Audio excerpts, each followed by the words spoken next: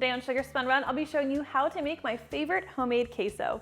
Hey Sugar Spun Bakers, Sam here, and today I am so excited to be sharing another carefully tested, well-researched, and perfected recipe. Today's recipe is surprisingly simple to make, and it is so much better than anything you're going to find in the supermarket in a jar.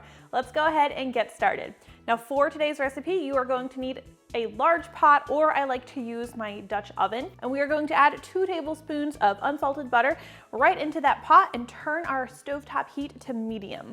Once your butter is melted, you're going to need 1/3 cup of finely diced onion. Now just cook this onion, stirring it occasionally as needed until it's softened and translucent. Once your onion is cooked, you're going to need 1 tablespoon of minced garlic. And we're just going to stir that in and cook it until it's nice and fragrant, which is usually just about 30 to 60 seconds. Next, you'll need either 1/4 cup of freshly diced Roma tomato, or if you cannot get your hands on a Roma tomato, you can use canned petit diced tomatoes. You're just going to be using 1/4 cup of them. Just make sure that you drain them really well before you add them to your queso. The next key ingredient for queso is fire roasted chilies. You're going to need a 4-ounce can of drained fire roasted chilies. If you can't find fire roasted specifically, you can get away with just using regular green chilies, but the fire roasted do add an extra special flavor. Now we're just going to cook this a couple seconds longer until everything's nicely combined. And then we're going to add 2 teaspoons of cornstarch, which is just going to help thicken things a little bit. We want this queso to be nice and smooth, so we don't want to use too much cornstarch, we don't want to use flour, but we do want to give it a nice base that we're going to be building off of. So once my cornstarch is nicely absorbed, I like to add my spices at this point. We'll start with 1/4 teaspoon of ground cumin.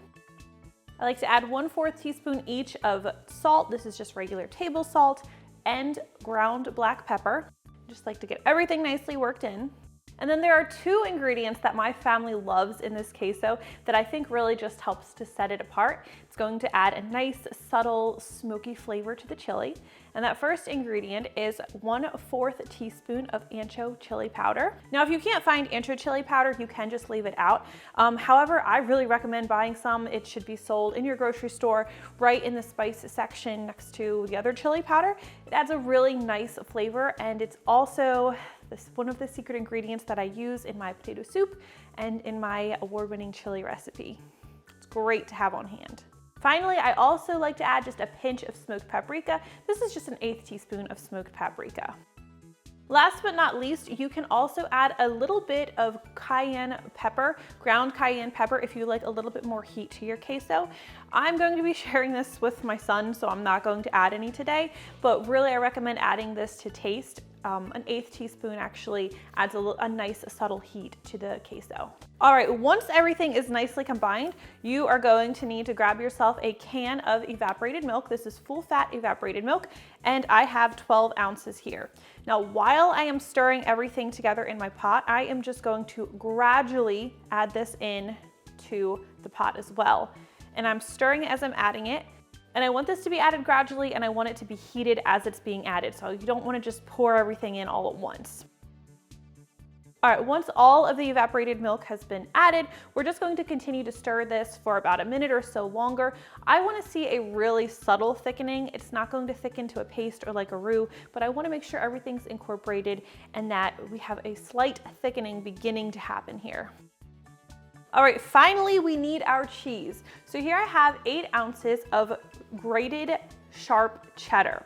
Now, one of the things, I cannot stress this enough, you need to make sure that you are freshly grating your cheese. If you buy pre-shredded cheese that's sold in a package, a lot of the times that has additives to it that's going to keep the cheese from melting smoothly, and you could have a grainy queso. So I've grated this myself, and you can use sharp or extra sharp. You can even use mild cheddar. I find sharp is the best, and extra sharp sometimes can make my queso a little bit grainy tasting. Now, I do like to turn my heat down to low at this point, and then I'll add my queso, and I'm just going to stir until the queso is completely melted, or the cheese is completely melted.